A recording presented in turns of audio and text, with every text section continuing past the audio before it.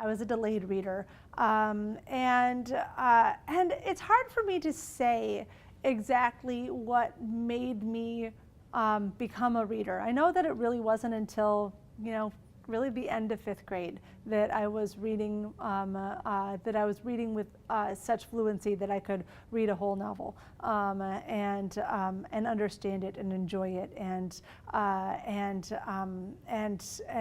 get to the end. That really took me until then.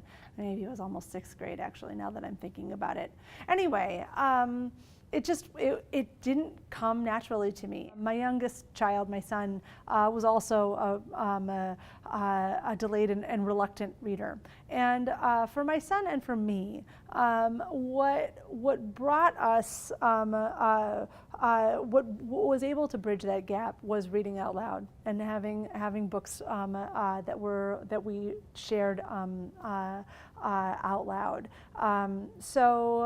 Books on tape were really important, but also books as relationships, because I can remember so many aspects of, for example, Great Expectations by Charles Dickens. I loved that book so much, and but every moment of that book, when I think of it, I hear my dad's voice reading it, right? And I remember being on that couch, and I remember, if it was winter in Minnesota and the windows were leaky and we had metal blinds and they would kind of shake, which added to the tension of the scene. And I remember the touch of the couch, and I remember my cat on my lap, and I can remember so many of the sort of the physical sensations of being present in that story. We think about reading acquisition as being able to answer questions at the end of the passage, but that's not reading. That's not reading a book, because a book is a relationship. And that when we read a book, we are doing the work of building the story, but we are also opening our hearts and our minds to the experience of the characters. And so we are putting ourselves in relationship with this story, with these characters, with this world.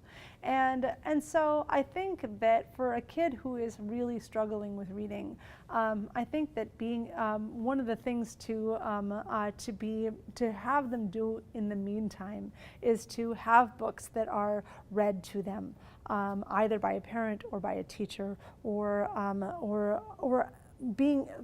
to be able to have that experience of a story being shared.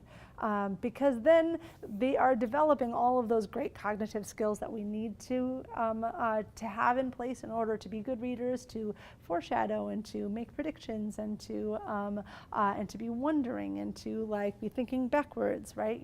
That we need to be kind of unstuck in time when we are reading a book, right? And but then also what they also will maintain is that closeness. And that intimacy with a book. My son, partially because of some pretty harsh reading curricula that was introduced in his school, became convinced that he was too dumb to read, which basically broke my heart into 1,000 pieces, and just refused to read at all. And so his only interaction with books was the books that we shared, and we read every single night. And it was this. It is the time that I treasured and that I still treasure. And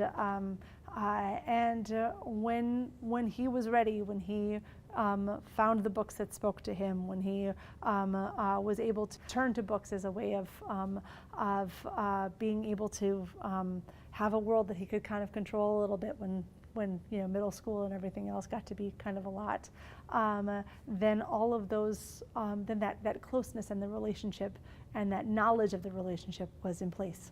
I am so glad that that is what my parents did with me, and I'm so glad that that's what I did with my son.